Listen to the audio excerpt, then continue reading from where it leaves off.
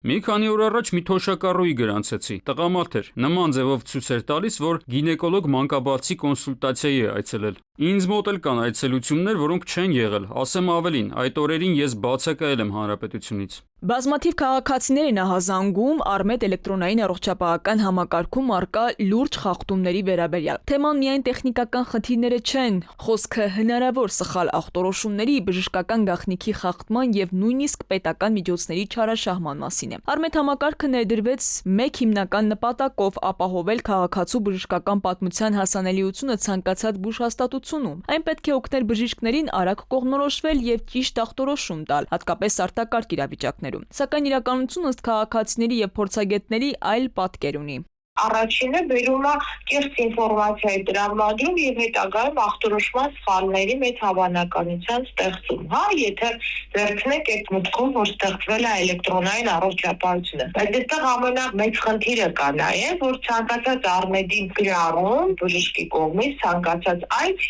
իր հետևից նաեւ ենթադրում է գումարների տրամադրում պետական պատվերի շրջանակով։ Նույն ապենդիցիտի տրամադրումը, վիրահատումը հետևից փող է տարել կամ դիալիզը, որը համարվում է պետպատվեր ծրագրերից մեկը, փող է տարել։ Քաղաքացիները նշում են, որ Արմետ համակարգում իրենց անունով գրանցված են բուժծառայություններ, որոնք իրենք երբևէ չեն ստացել։ Կան դեպքեր, երբ մարդիկ վստահեցնում են չեն կանչել շտապօգնություն, մինչդեռ համակարգում գրանցված են շտապօգնության կանչեր։ Այսպիսի կանչերը ըստ օրենքի փոխհատուցվում են պետության կողմից, իսկ դա արդեն հարց է առաջացնում։ Արդյոք խոսքը տեխնիկական սխալի մասին է, թե հավելագրումների եւ պետական գումարների վատմանն, ասում են փորձագետն ու հավելում։ Խնդիրը կարող է հանգեցնել նաեւ ավելի վտանգավոր հետևանքների։ Օրինակ, եթե Արմետ համակարգում առկա է սխալ բժշկական պատմություն, դա կարող է բերել սխալ ախտորոշման։ Օրինակ, եթե մարդը հայտնվի անգիտակից վիճակում եւ տեղափոխվի հիվանդանոց, բժիշկը առաջին հերթին կդիմի Արմետ համակարգին բուժառուի, այսպես ասած, բժշկական կենսագրություն իմանալու համար։ Բայց սա դեռ ամենը չէ։ Քաղաքացիներից մեկը պատմում է, որ փորձել են պարզաբանել իր անունով գրանցված դիալիզի ծառայության փաստը։ Վանաձորի բժշկական կենտրոնից իրեն ուղարկել են մեկ այլ կնոջ լուսանկար նույն անուն ազգանունով։ Հետո սակայն պարզաբանել են, թե շփոթմունք է։ Փորձագետների խոսքով տվյալ դեպքում խախտվել է ոչ միայն դիմող քաղաքացու, այլև այդ կնոջ բժշկական գաղտնիքը։ Խնդիրն այն է, որ ֆինանսավորումը ըստ ամենայնին իրականացվում է անուն ազգանունով, ոչ թե անձը նույնականացնող փաստաթղթային տվյալներով։ Ով է պատասխանատու ստեղծված իրավիճակի համար։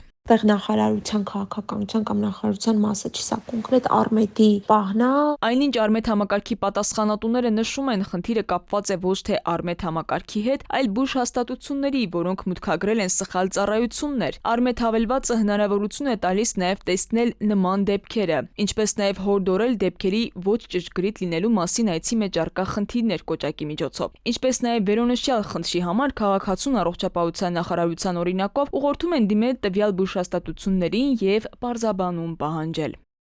Քնարիկ Պետրոսյան, ժամը լրատվական։